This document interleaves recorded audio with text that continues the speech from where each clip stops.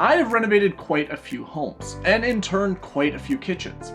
I've designed even more kitchens for clients all over the world. I've installed top mount, undermount, apron sinks, single basin, dual basin. I've even pulled out the ever rare tri-basin sink from a kitchen. But a recent client discussion or debate, whatever you want to call it, has led me to dig into kitchen sinks in a whole other way. And that is all of the different materials that are available today.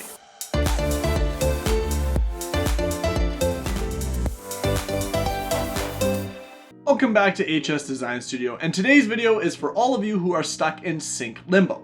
And well, maybe you're not stuck in sink limbo. Maybe you already decided extra deep, single basin, stainless steel sink, we're ready to go.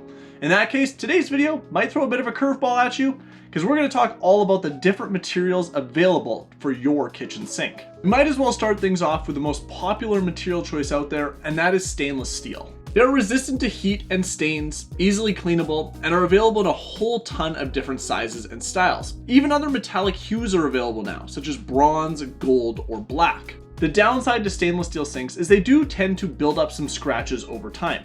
Now, you can minimize the impression of those scratches by going with a brushed or satin finish, as opposed to something that's a little more mirror or chrome-like. Now, as far as those other metallic options, how they fare, how they wear, I have no personal experience and can't really tell you one way or another. However, I can tell you this.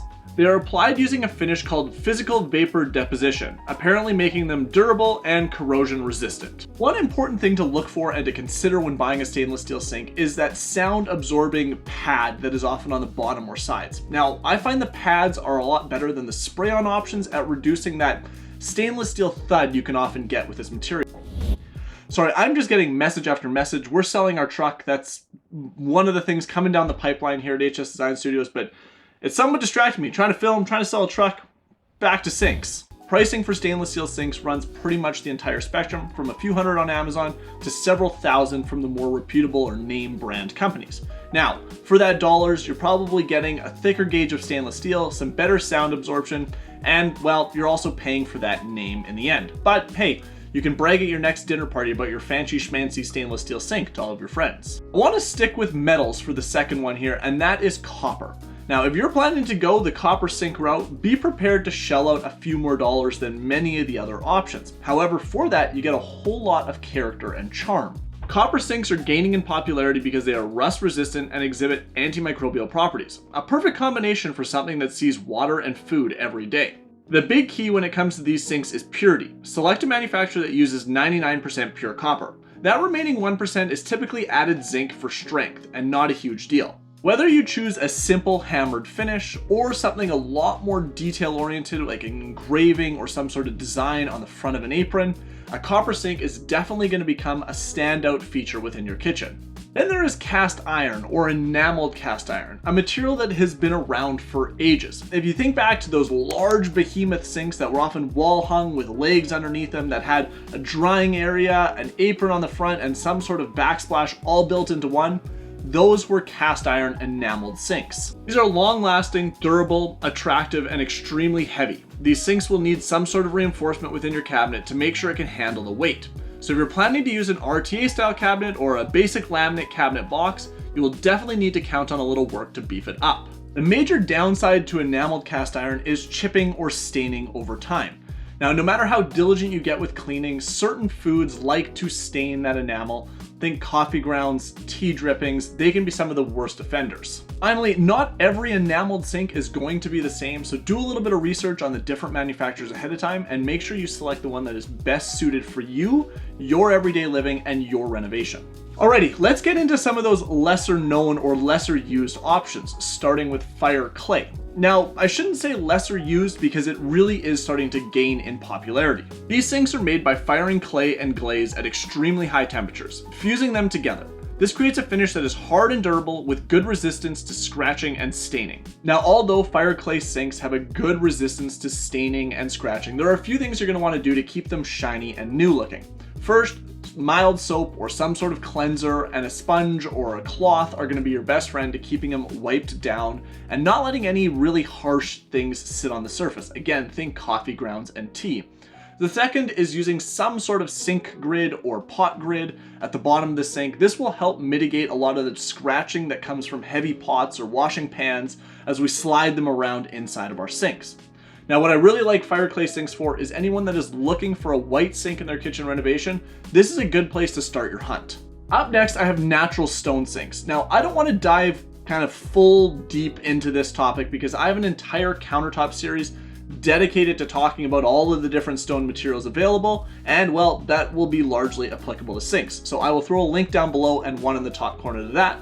However, what I will say is that if you're using a material like soapstone and really want that elegant, beautiful, integrated finish, consider using a soapstone sink as well. If you decide to go with a natural stone, do your research ahead of time, do some due diligence, and make sure you know what you're signing up for. I'll keep using soapstone as an example here because soapstone over time will develop a patina and change in its appearance from the day it was installed.